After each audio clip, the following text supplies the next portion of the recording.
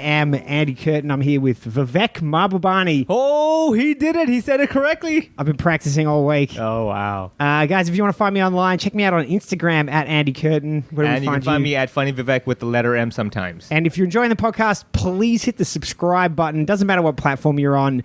And we also have a Patreon you can find on patreon.com/HoHoPod. Every Thursday, we put out a bonus episode. Lots of other videos and fun stuff out there. Big shout out to two recent patrons, Cassie and Patrick. Thanks so much for signing up. Thank you. All right, today's guests, Mike Rowse. The Mike Rowse. Don't say it like that. You just see me on a wanted poster or something. I could honestly, in introducing you, I think we could do a whole podcast. You were one of the few foreign-born civil servants in the post-handover Hong Kong government. You negotiated Hong Kong Disney on behalf of the government, earning the name Mikey Rowse. Oh, actually, all the time I lived in England as a kid growing up. My nickname was the Mouse. So you were born to do that deal. I was born to do that deal, and of course my name's Mike. Yeah. So Mickey Mouse. I mean, and I thought, well, I've crossed the globe. I'll get a different nickname in Hong Kong. I bet your parents didn't see that coming. No, they didn't. And I'll get a different name. I'll get there, and of course the language is different. So my Chinese surname was Lo. Oh, yeah. And Mike Lo is 3/4 of the Chinese name of Mickey Mouse. So at that point, I gave up. Okay, Mickey Mouse it is. That's a setup. Did you use that in your negotiation with Disney? You're like, look, I know what I'm talking about. This is my name. We need to make this deal work out. No, what I used in the negotiation, my daughter was born the month the negotiations began.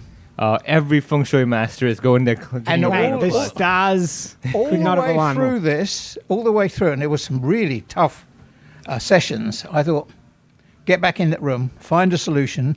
You're going to take your daughter to HongOng Disneyland. Oh, I thought you were saying you don't want to be at home, dealing with a daughter, newborn baby. I was thinking, I don't want to be the guy that screwed it up. Yeah. So that she's going to live with that all her life. Wow, that would be so much pressure. Imagine taking your daughter to school. Everyone's like, we can't go to Disney. You know why? Because of her dad. Because of her dad, the mouse. That's right. Oh, man. And actually, I learned a lot about negotiations, which I didn't know before. I thought negotiations were like Turkish arm wrestling. Yeah. You know, where you're like this, and he's pushing you and you're pushing back. It's actually most of the time not like that. Really? Yeah. In this case, certainly, I suspect in more cases too. We wanted them to come. They wanted them to come. So they had to have a deal that made sense from the point of view of their shareholders. And we had to have a deal that made sense from the point of view of the community, the Legislative Council, and everyone else. And so what you actually do, you're going all the way through saying, okay, problems start because they have a problem and they have a solution, and we have a problem and we have a solution. So the first go round, you're just giving each other your solutions, and they don't match. So then you have to drill down and go one step back and say, well, what was the real problem you were trying to address by this? And you've got to show lift your skirt a bit and show what your real problem was. Yeah. And then you find out That actually they just wanted to make money. you find out the one that cracks both. No, they had things like the ferry pier. Yeah. They said, we want to design and build the ferry pier. Disney did. Interesting. And our port works engineers were very upset. They said, oh, we're professional engineers. We've been building piers for over 100 years in Hong Kong. Imagine losing your job to Goofy. Yeah. we know typhoons and ferry piers. You know, ferries hit the pier and they stand up to that. So we're the people. We can design you a safe pier. And Disney said, yes, they said, but your piers are not beautiful. and the government engineers looked at each other and say, this guy's loopy. What's he on about? Piers are not supposed to be beautiful. They're supposed to be ugly and functional. I'd trust a Disney engineer over a government engineers. Then it sort of turned out, what was the solution? Okay, you design the pier. We check the design for safety and structural, and then you can make it as beautiful as you like. And we'll give you the sum of money equivalent to the cost of designing and building a government pier. And what you do, if it costs more than that, that's down to you. So you go behind the problem and find out what the real issue was on both sides, and then you can fix it. Can you imagine negotiating like that at like ladies' market and stuff like that? You like trying to buy a handbag. Like, what's your solution? You're not beautiful. Yeah, like why did you like? This is my tactic of negotiation. Just simply tell them you're my friend. All right, You're my friend. let me just finish reading out the bio though. Uh-oh. So, Uh-oh. Too much. sorry. no, it's like I'm fucking goofy over here. Throwing me under the bus. You set up and worked as Director General of Invest Hong Kong. You joined the Independent Commission Against Corruption in 1974. Good Lord. You were the first commissioner for tourism, first director of the Financial Secretary's Office, first expatriate civil servant in Hong Kong's history to naturalise as a Chinese national. And you wrote the book No Mister and No Mister, the true story of Minister. Harbourfest. Minister. What did I No say? minister and no minister. Yeah. Listen, I'm trying to speed this up a little okay. bit. You know? Australian. Yeah. Like, let it go. Australian. That's how we pronounce it. Yeah. No, so with that credential, that's why he didn't negotiate with the way I would. I would have just been like, Disney, give me your best price. What's your best price, my friend? Wait, why doesn't? But hang on a second. Why doesn't Hong Kong now have like a beautiful castle pier? That's what I want to know. We do have a beautiful pier, But it's but not the castle like, is inside the park. It's a public pier. Yeah. It's outside the park, so it's a public pier. So they made Why would they want to redesign? Like I Because they understand. said we're going to put Snow White on the pier. Yeah, to right. meet the fairies. It's got to be beautiful. Yeah. Because it could be Snow White one day, and it could be one of Beauty the and other the Beast and princesses stuff, another yeah. day. So it's got to be a beautiful pier. Imagine being at Disney where you're like, all right, we're going to go to Hong Kong, pretty major city, and we're like, yeah, parts of your city aren't pretty enough. Yeah. Like we need to fix it up a bit if we're going to come. It must be offensive That's to the people hurtful, working yeah. with them, right? It was, well, they have a Disney University. They train people out there in Penny's Bay. I think a lot of kids have now found their new objective. Mom, you want me to go to university? Done. I know where I'm going. I very nearly got a job working on the construction of Shanghai Disney. Right. But missed out on the buzz at us. My Chinese wasn't quite there. Which, like, what, you mixed up yes and no? They're like, do you want the There's job? a lot of people at the park now working there who've been there ever since it opened. Really? Yes. And what year Wow. was that? It opened in 05. Well, it is kind of hard. Like, imagine Mickey Mouse going for another job. You know, he's like, oh, I could sell some donuts. Okay, that's twice now we got that sound. How many times are we going to hear that sound on the podcast? I've been waiting all morning. I'm like, today's the day. I can't do the characters at all. You are the character. Come on. Yeah, I don't need it. I don't Yeah, need it. I don't need to pretend. I got it already. COVID. Actually, we're coming up to the 20th anniversary of me becoming Chinese. Wow. Hey, Oh my congratulations. Yes, about You're- 5-6 You months don't ago. look it. Next year, you have your 21st as a Chinese person. No, 1st of August this year, 20th anniversary. How are you feeling about that? Terrific. Oh, that is so good. Like, dude, That was a quick answer. Yeah, I only have one passport. nice. It's a Hong Kong SAR passport. But do you get like interesting looks when you're, let's say, at immigration? Everyone's like, "You're with us." Are there many other people that have it? That Yeah, are- quite a few now. Yeah. I believe I was the first. I know I was the first civil servant. But Yeah. I believe I was among the first in Hong Kong of any job, of any background. Wow. And the first time, because the best part is when you go to the mainland, Yeah. you're not visiting a foreign country, you're returning home Yeah. to your motherland. That's what I'm saying. Like, So you queue up in the Chinese national queue. and everybody's going, get out. Yeah. They're trying to steer you very nicely, and you just show them your home return permit. And they, yeah. wow. And they sort of Bow down, usher yes. you in. Yeah. All right, we got him. So immigration, I'm through immigration in about 30 seconds. Man, it What takes me was the 30 main minutes. motivating force initially to get that? I was traveling the world saying that Hong Kong was the best place to do business. Yeah. That was my job. Yes. And I was doing it with a British passport in my pocket. It didn't feel right. I'm there in front of the Chamber of Commerce of North Texas or something saying this is the best product in the world, but by the way, I'm still British.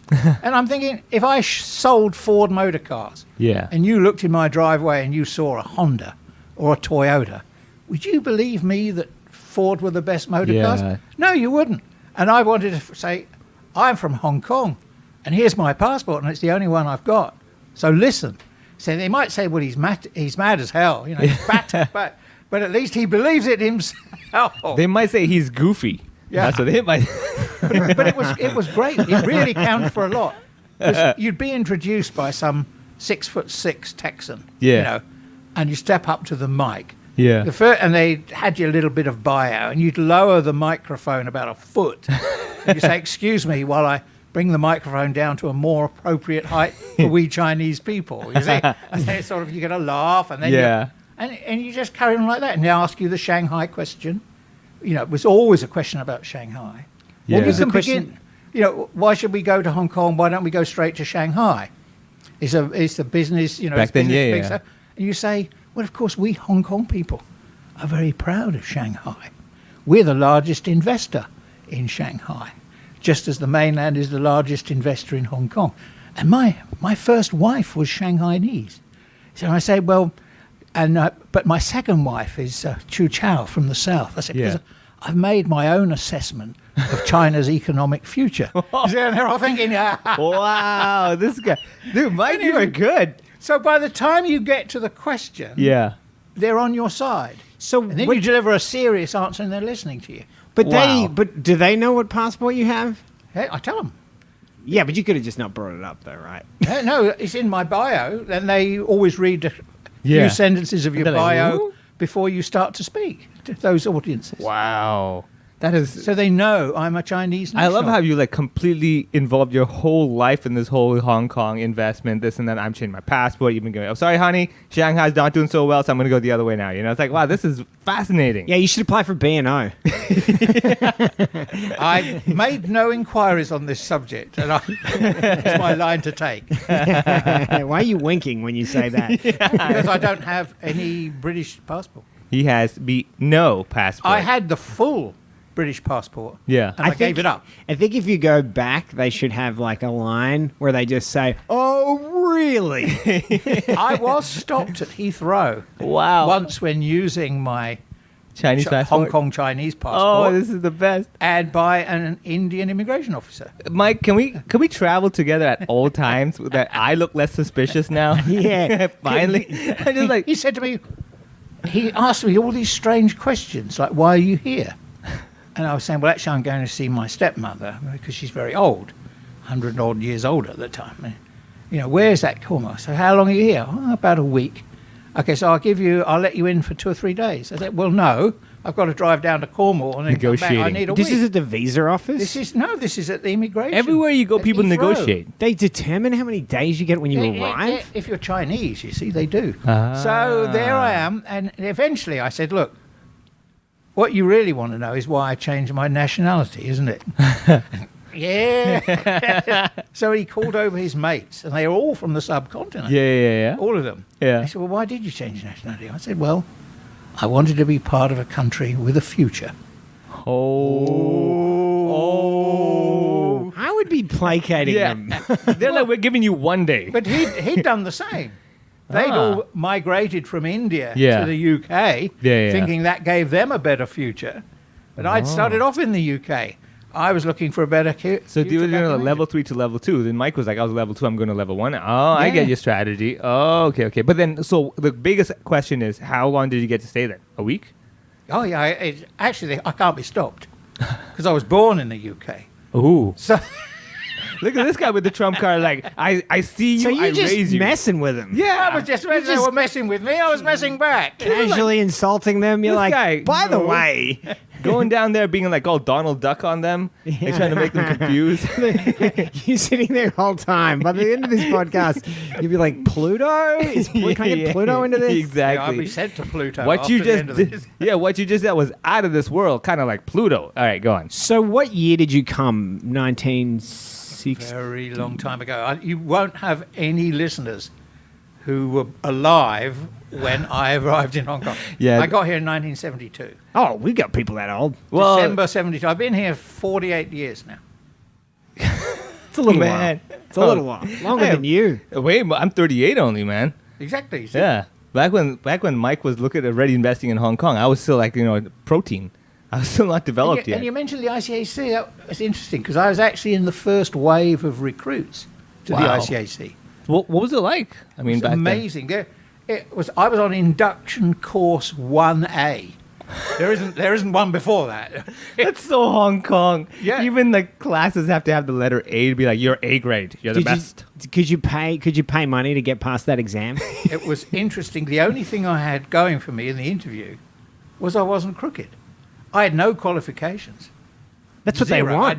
had no relevant experience, nothing. But I hear a lot from that era that corruption was a huge It was problem. rampant. Absolutely rampant. In the 60s and the early 70s, it was massive. I think an objective person would say that 90%, the police force was the worst. And the worst unit in the police force was the old anti-corruption office. They were more corrupt than the other policemen because they could squeeze the policemen who were in the front line. I mean, man. roughly 90% of the police force was... And what kind of corruption are we talking about? syndicated.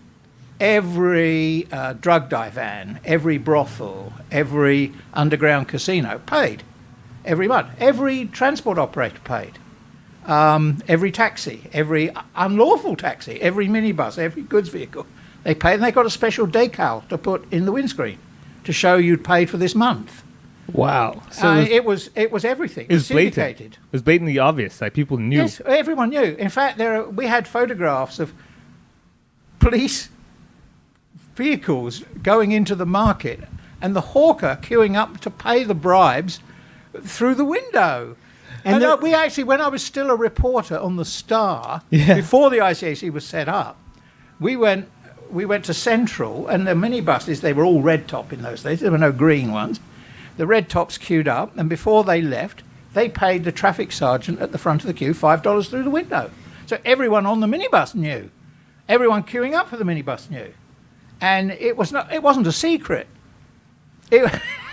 I'm just so blown away. So the Royal Hong Kong Police at that time, was it predominantly expat or? No. It was about 90% Chinese. There were some from India and Sikhs, yeah. Yeah, Sikhs, and so on. And then a smattering of expats. Okay, and then what was it like being on that commission? I mean, you must have felt overwhelmed. Did you There was a very funny experience the first few years because there were 20,000 policemen, all armed, and there were about 200 ICAC officers, and we weren't armed. and yet within 3 months, 6 months at the outside, the 20,000 were frightened of the 200 because for the first time they had experience of people that they couldn't pay off. And they didn't know how to cope. Oh. Every time before, when they'd had a problem, they knew who to go to fix it. I like that they're not really thugs. There was just nothing stopping them. There's just not right. Yeah. Because if you mess with the revenue stream of an actual gangster like a triad, they're going to come knocking a little harder than. And it was just. Were the triads tied up in it? We weren't that great investigators, but you didn't have to be. I mean, I went into a building in Kowloon, 12 stories high, 2 flats per floor, so that's 24 apartments. The whole block was owned by a police sergeant.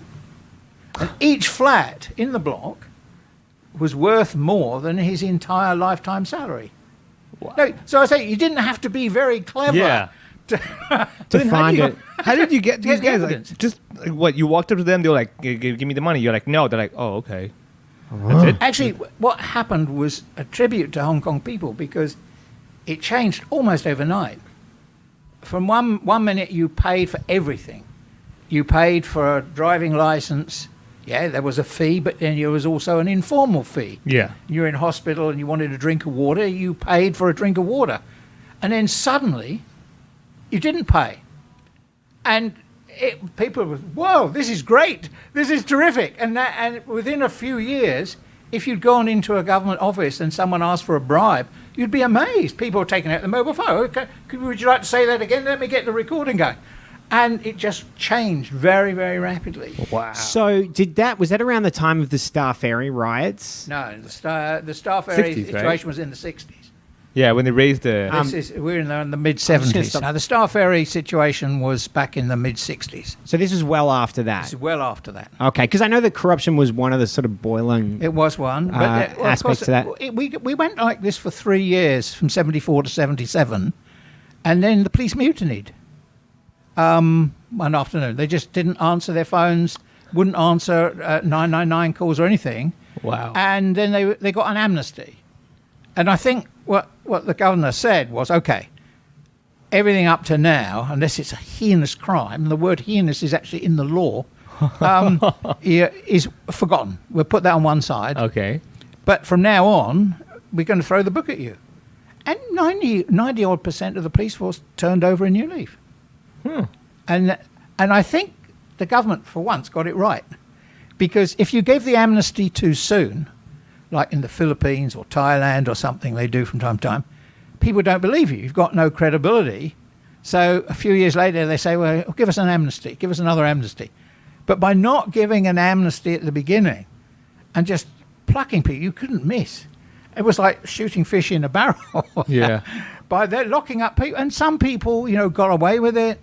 And some people who were sort of half corrupt had a ton of bricks land on them. So it was a very rough justice in some ways. But at the end of that time, the whole situation quite changed. Did you feel in danger at all? No. I think we felt it was great camaraderie. We felt that we were doing a really good job for Hong Kong. So we felt terrific. What was it like having a competent government? That must be interesting. It was very unusual, and we haven't experienced it in a long time. I remember being born. I'm like, nope, not competent already. Let's keep going, man. Yeah. Wow. Well, I was talking to a friend of mine yesterday who on the radio from time to time and writes for the papers as well. And he said, you realise, he said, under Carrie Lam's government, it's the end of irony because you say something couldn't possibly be, and the next day, there it is. It's been done. Yeah, it's been She announced. takes that as advice. She's like, I think that's what he says I should do. No, she takes it as a personal challenge. Yeah, I see you. This could never happen. Oh, really? Wait. right. No, Oh, come man. on, guys. Let's not be silly. She's not making any decisions. Let's. True, yeah. So we had a lot of fun. It's as simple as that. And did the city? Was there a big change in the city after that? Do you think? Yes, there was. I think people. It didn't take a lot for most people to say, "That's it. We don't need to pay." It's our government, and it meant a number of things. They had to raise police force salaries. They had to train the detectives, because prior to that time, a police officer, detective, there might be a 5,000 Hong Kong dollar reward for a serious case. Remember, we're talking 40 years ago. 50 Yeah, years that's a ago. big sum. But the police officer, the police detective, would put up 50,000 from his own pocket, so that there'd be a 5,000 official reward Yeah, and and 50,000 a 50,000 unofficial reward, and someone would always be found. Yeah. So you had people with a detection rate of 100% or high 90s. Wow. Yeah, it was always they would always get someone for 55,000. Yeah. Even for murder, and you couldn't report a lost bike or a stolen bike. If you walked into a police station and said, "Someone's stolen my bike," the sergeant on the desk would just give you $100 from the till to go and buy a new one. Because there's no money in it for There's them. no money in it, and there's no way they're going to find the bike. So it's just going to go in the records as an unsolved crime, Yeah. which will make all the statistics look bad. So you say, well, sir, I can report this if you want, but here's $100 for a new bike.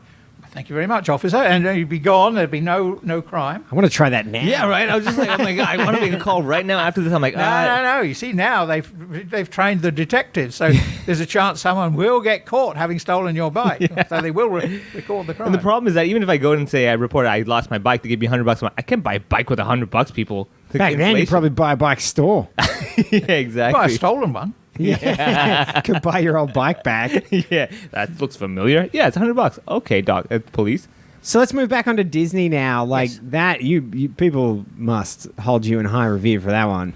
Well, I don't know, because it was very popular, very successful. Less so now. I mean, it's Less successful now. Well, I think the problem is the park's been closed for most Yeah. of the last 18 months. Yeah. I went right before the last shutdown, I and love it was that. the dream. love No going queues. I love going. I try and when it's open, I try and go every month. I don't always Every succeed. month. Yeah. Do you have to pay? Yeah, I buy an annual pass. Oh, they make you buy an come annual on. pass. Come on, man, Disney. You don't come from the ICAC and then accept a free pass to look at Disneyland. this Come guy. on. Not with that attitude. Yeah, I bet you what's happening. I bet you what's happening. No free pass for me, but here's $50,000. Yeah, but here's a bike I stole. So I buy a platinum pass every year. Look at this guy. I'm like, What's the well? Okay, for listeners, what's the best thing to see Yeah. at Disney? What's the Best secret thing thing? I think the pier? mine cars. Ah. The runaway mine cars. oh, because the runaway Is it the Grizzly bear, Gulch. the bear Grizzly one or Gulch. whatever? The one with the bears, yeah. Yeah, that's great. I love that you don't even know the name. You've been going every month it's for 20 years. worth waiting a bit longer and going in the front seat. Okay. Oh. Yeah. There's a special. You get to the front of the queue and you say, I'd like to be in front, please," and they pass you off into a special queue. You know, this is like such a photo moment. Like you've got Mike Rowse in front and on the roller coaster and everything on the ride, and it's just like this is the guy that made this all happen. People, he's in the front And over he there. steps on and looks at the guy and says, "You know, you have your job because of me." And the guy's like, "I hate myself." never say that, but you'd be surprised how many of the old timers recognize me and say, Man, you know, so and so, yeah. Thanks, Mr. Rouse. You know, oh man, Really? Yeah. Wow. Like, I would not be able to resist that temptation. Every time I Oh, go down there, I'll be man. like, "Who's this new person you've hired?" "Oh, thank me." Dude, you and I would be there every week. Every week. Kick everyone off the ride. We're Yeah. doing one by ourselves. This guy jumped the queue. You know there would be no queue if there was not me. Okay. Queue? You mean my queue? The queue that I made? Man. I enjoy actually seeing the people. I can just walk down Main Street and feel happy. It's Yeah. a good vibe. I don't have to go on any ride. I can just go there. Yeah. I don't shop that much unless I have a specific thing I want to buy. Then I go in and buy it and leave again. I'm a real male shopper. Yeah. Right? I'm not like the women. Not like they get Vivek. the pleasure. Yeah, not like me. 3 or 4 hours of looking at every damn thing in the shop. Yeah. No. I don't do that. But I just like walking around. And the shows. Man, that is so impressive. I went there. I got 2 very little kids, and I went there with my wife and some other families. And there was no lines, so we just walked straight onto It's a Small World. And we're sitting on there, and my wife missed us, gets on the one behind us, and we're sitting there. We're waiting for like 20 minutes. Yeah. And the other mum looks at me. She's like, "Your wife's done something." And then we hear on the loudspeaker like, "Please, ma'am, please do not step into the water." She's dropped her phone in the water and just gone straight in to get it. I'm like, "You're gonna die." That's you don't know what's down Nobody there. dies in Disney, you handy. No, well, they're probably, it's like a casino, you know. They Yeah. get the side door for Yeah, exactly. dragging out the Push it out. bodies. Yeah, exactly. So you've done the whole Disney experience, right? You've done every ride. I've been to every park except Shanghai. Look I've at been you. to all 4 in I Florida. lived in Shanghai for years. I never went. There's 2 in California, 2 in Paris, 2 in Tokyo. I've done Paris. 4 in Florida. Yeah. I've been to all of them. I haven't been to the one in Shanghai, not because I've got anything against Shanghai. Yeah, My you- daughter's been there. She's been to the one in Shanghai, and one day I will go. Ah. Especially, I'm trying. I give it a bit of time while the mainlanders learned how to queue. And I think you're going to be waiting a while, Mike. I think, Oh man. wow, you really earned that Hong Kong I passport. really didn't you? earned that Hong Kong passport. Yeah. He said the joke after he gets a passport. You see how I don't say it yet? So I think the Shanghai one, certainly when I was looking at going there, that was planned to be the biggest one in the world. It's huge. It's huge, but it's not a conventional Disney. In some, there's some aspects that are different. No Winnie the Pooh. I don't know what they've done with Winnie now. I have something to look out for. He No, got I dragged out think that it's side door. He got poo-pooed. The management has got to have the Communist Party members and the committee. Shocker. So, you know, I expect they tiptoe around some things. I don't know. And Main Street, we have the conventional Main Street. One of the interesting things was the market research that Disney did while they were designing the park, and they said, you know, would people like a Chinese princess, things like that. And the answer was no. We want the blonde one. What do you mean? We're paying full whack Yeah, for a yeah, Disneyland. yeah, the Disney, yeah. Send those blondes. You know. Yeah. You know, it was. I remember because living there, a lot of people would work for Disney English, and what I'd heard was they had this plan to build the Shanghai Disney, but their concern was that Chinese people didn't grow up on Disney. So they were using the English schools to get like as many people as they can hooked from a young age. And the thing is that ended up being the most profitable English school in all of China. Yeah. So they made so much money setting up their business to make so much money. It's just crazy. There were issues here as well. There was an assumption. The early marketing plans were poor. Disney assumed that the kids had grown up with Disney, with the stories and the characters, and what their publicity was sort of concentrated. This is how you get to the park. You know, you take this bus, you take this train, etc., etc., etc. And then, of course, there were problems, and they realised the first thing they had to do was sell the stories. Yeah. But it broke the mould of Hong Kong tourism in many ways, because previously, the practice, and of course I learned all this as Commissioner for Tourism, previously the coach loads would come in from the mainland into Ocean Park, 2 hours. You watch the dolphins and out again and off to the jewellery shop or the handbag shop or whatever, somewhere else in Hong Kong, because that's where the tourist guides got commission. Whereas in Disney, you went in the morning and you stayed there all day. Probably stayed at a hotel as well, maybe. Very often at the hotel, if you could. Yep. Hotels are beautiful, by the way. Yeah. The first time I stayed at the Hong Kong Disneyland Hotel, I walked in this beautiful suite with a fabulous ocean view, and there's a girl on her knees cleaning the toilet. And she turned and said, "Have a magical day." And that girl was Cinderella. Exactly. Well, I will. Yeah, what about you? I mean, I feel bad. Yours is not so hot at the minute, right? You know, my son's name is Mike, and I think I'd rather take you to Disney next time. You were way more excited than he was about it. So the hotel is fantastic, and the park. But I just feel good walking around the park. Wow, it is a fantastic world, See, right? And there's lots of, I shouldn't say this, maybe none of my wives will hear this, but there's lots of attractive young ladies come from South China. Well, no, it's a good observation. That is, in fact, very true. I didn't notice that. No, it's glad you pointed. I'll look that. for that next time. You know, see if I can detect it. No, I was just stuck at the pier. I'm like, this pier is beautiful.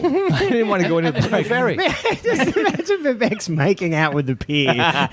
where are you, It's Cinderella? so beautiful. Oh, my God. And it's safe. It's safe. Yeah. Yes, but you can't moor there. You can unload passengers, but you've got to go away again because there's a no mooring zone off the coast of Hong Kong Disneyland.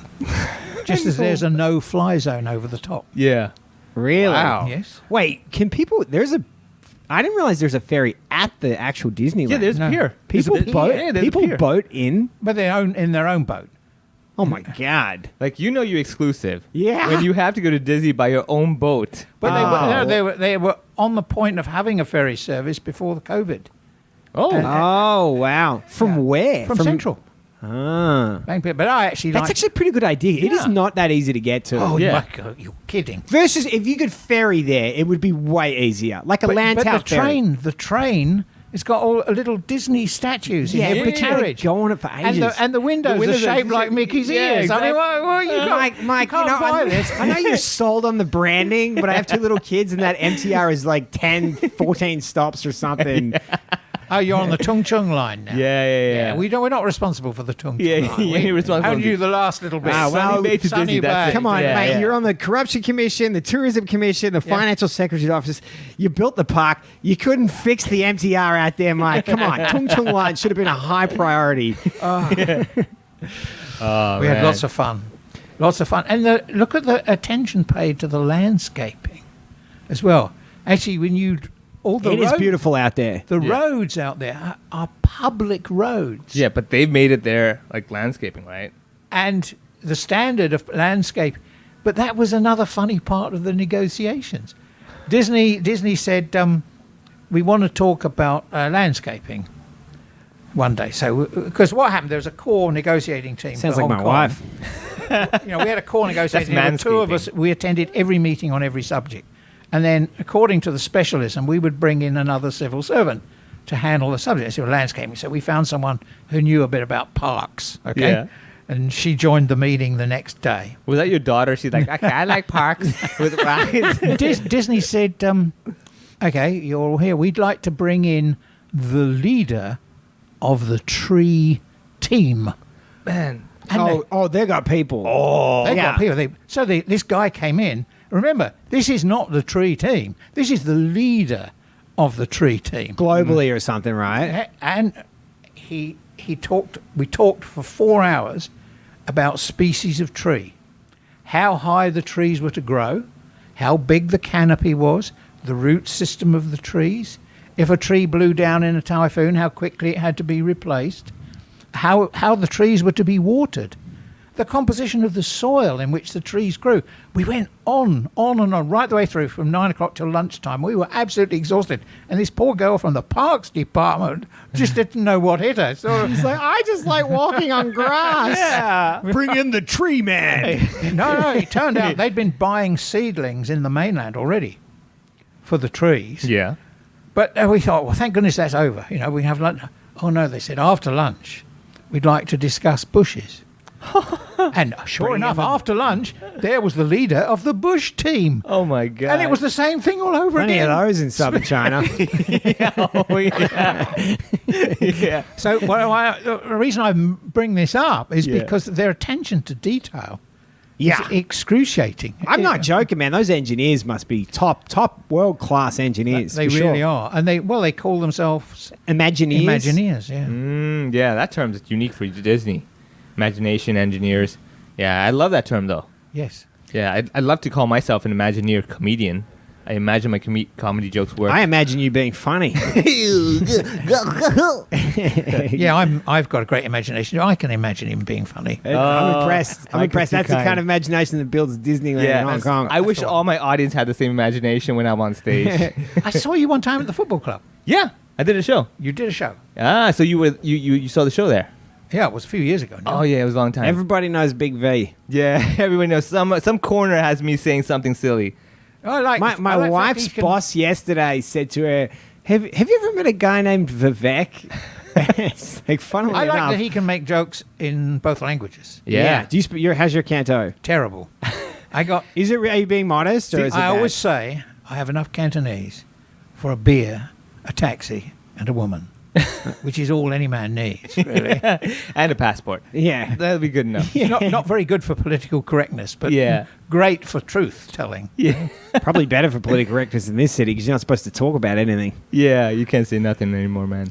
So, what about? Let's talk about Invest HK because there was a Yes. huge debacle that you were embroiled in. It was not a debacle. It was a terrific event. Can you shed some light on this for us? The Harbour Fest Yes, the economy completely disappeared of Hong Kong. following stars, right? In the second quarter of 2003. You could walk into any restaurant at 1 p.m. and demand, without a reservation, and get a table by the window. Wait, you're talking about now or back then? Back 'Cause then. It's quite similar. There was nobody was going out. Nobody was riding in taxis. Nobody was doing anything. Pretty similar to now, right? It was worse. It Really? was worse. Yep. And people said, well, hell, we got to do something to bring the economy back. So we had this committee was set up of the great and the good, actually 7 people, 5 ministers and 2 civil servants. And I was the most junior member of the committee. And they said, well, let's invite lots of ideas, how to revive the economy. So one of the best ideas, that's most of the money, we had $1 billion. We only spent 700 million of it, which is either Hit $1 billion. rounding error, actually. But the point was the biggest money went on tourism promotion. About 400 million was spent on bringing back tourism, special campaigns globally. But the biggest proposal from the private sector was from the American Chamber of Commerce. And they said, we'll put together this series of concerts and we want a subsidy of $100 million. And the great and the good looked at it and said, yeah, that's not a bad idea. Let's do that. First of all, it'll make a splash in media internationally if you get a few top stars in. And also people will actually fly in for some of the acts. So, yeah, okay, we'll do that. So we did it. And Who'd they get in? sorry, Do you remember which acts they got in? What artists? certainly, yes, we had the Rolling Stones. Yeah, man. I In Hong went Kong. twice to the Rolling Stones. We also had Neil Young. We had Westlife. I got that for $100 million. That's crazy. we had all of this. With Mike negotiating? Yeah. For $20. Well, the thing was, Yoo-hoo! and this was the whole point. That it wasn't. The idea was not to make money. The idea was to spend money to save the economy. I could do that. And I'm good at that. Yeah. by bringing people in or by raising Hong Kong's profile in a positive way. That whereas everyone had seen, the death numbers and that, suddenly you're going to see the Rolling Stones and these top stars in Some Hong people Kong. who look like they're dead. But we had imagine how they looked. Wow. And they still all survived those years in Hong ago. Kong. They were pretty Yeah. old then still. Yeah. we had Liverpool play a football match in the government stadium. We had Real Madrid with David Beckham. We put on a whole load of things, but it was the pop concerts that got most of the publicity, and they were they were very good. We had Jose Carreras, the biggest audience he'd had for 10 years, singing opera. Oh, okay. Yeah, it was terrific. And he really had a good time, too. These stars, they sort of treat themselves as semi-gods. Yeah. He actually, after his act finished, he Went to talked to Disneyland. the audience and then sang some more songs. He was having such a good time. Yeah. And they just don't talk to the audience. And he did, and it was awesome. It really was. The publicity, it got negative publicity locally, not internationally, locally, partly because the economy recovered so quickly. It was so effective, other things that we'd done, that by sort of July, shortly after the money had been approved and the contract signed, people were going back to restaurants, going back, getting into taxis as life resumed. And the full year economic, if you look at the numbers, the full year of 2003, the economy grew by more than the budget forecast. Because even though the second quarter was a wipeout, the third and fourth quarters of the year were so strong, so robust. And then, so by the time we get to October, November, when the concerts were taking place, people say, well, why are we spending all this money? Look, everything's booming.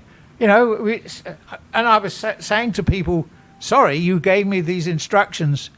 I've signed the contract. The 100 million is gone. It's no good coming to me now and saying we want the money back. Wow. The money's gone. And then they said, so they will sit around and say, well, who are we going to blame for this? And then, of course, they look at the committee, and the 5 ministers decided that they had no responsibility for it, even though they'd approved it, and the 2 civil servants, and I was the most junior one. So Boom. Buggins got the blame for the bad publicity. But actually, as an event, it was very successful.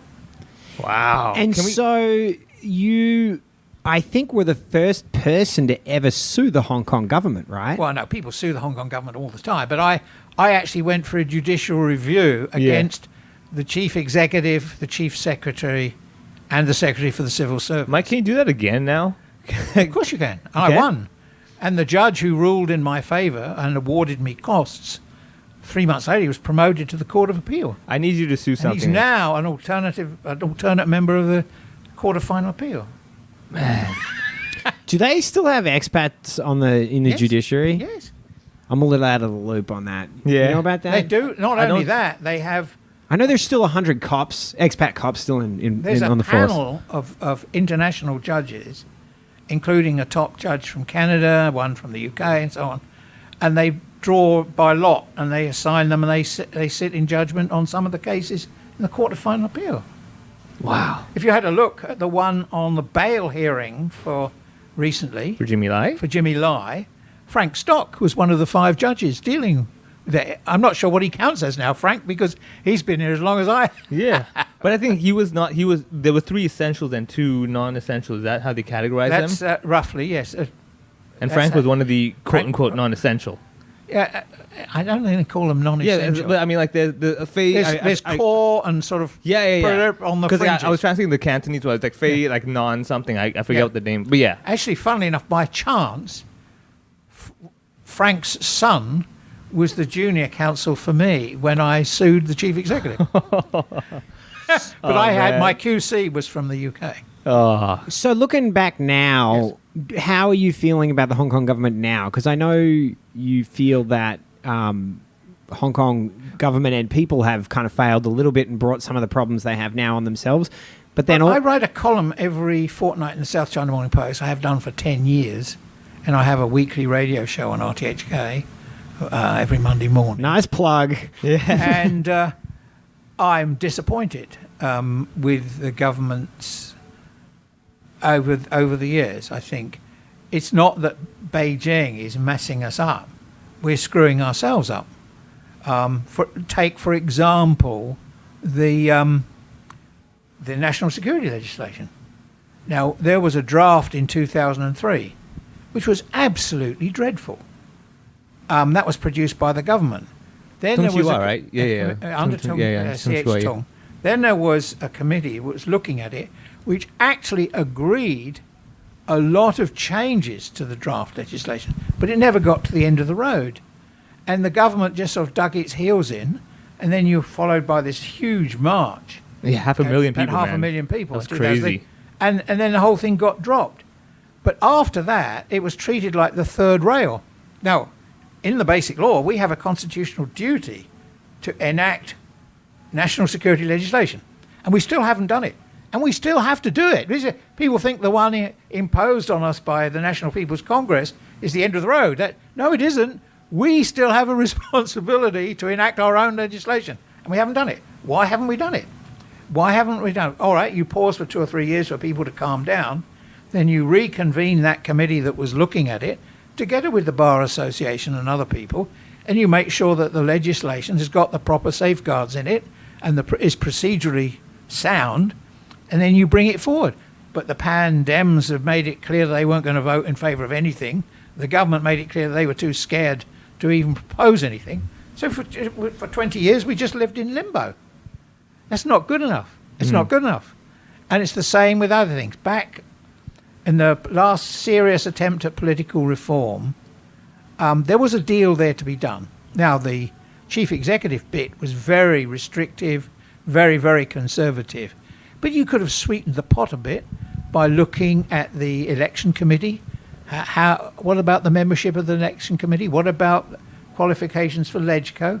You could have given a bit in other areas that made that as a first step, but you would have continued to the impression of progress. No, government dug its heels in.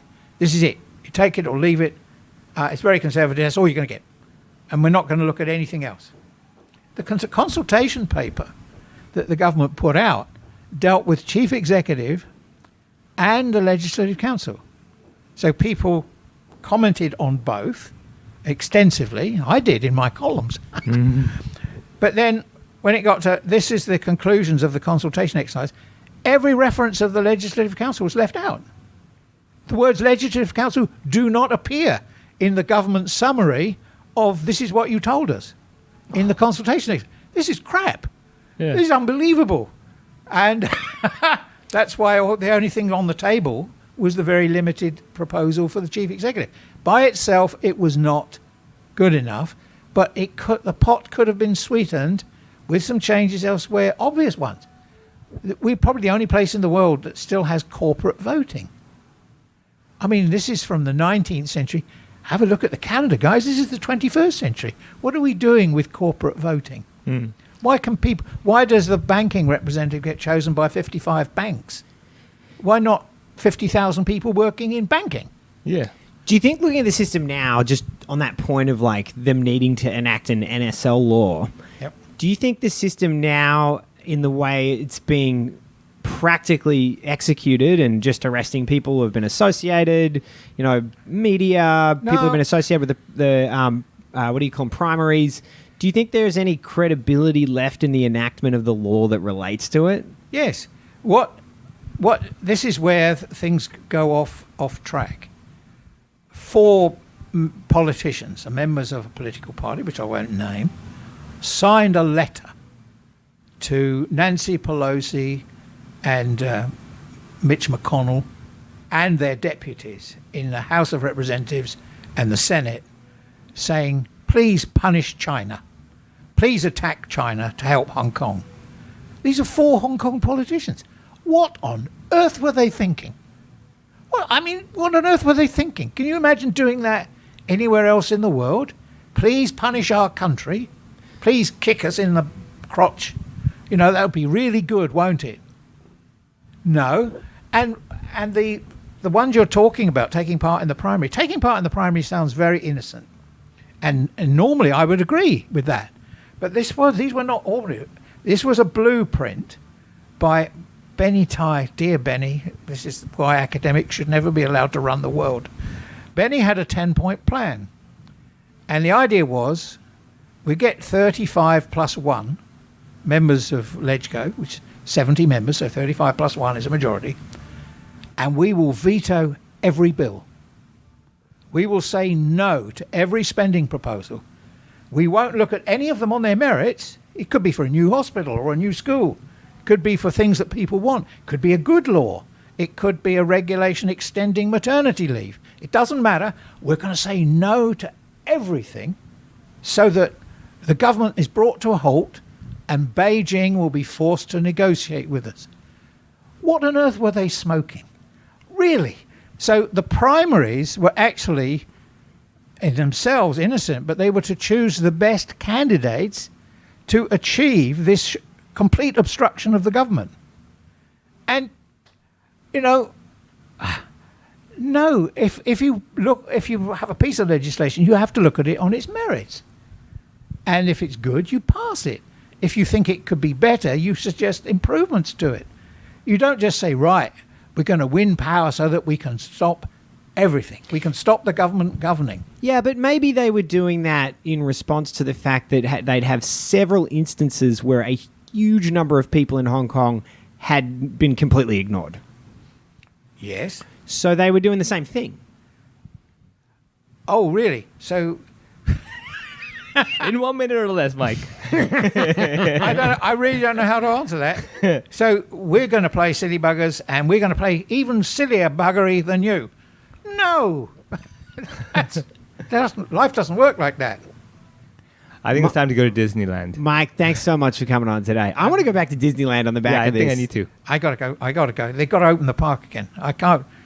I even wear a mask. I hate wearing a mask, but I will put my mask back on if they reopen the park. I'll buy you a Disney Mickey Mouse mask. Thank you. I've got some. Do you really? I've got a little folder to keep my mask in as well. It's from Toy Story.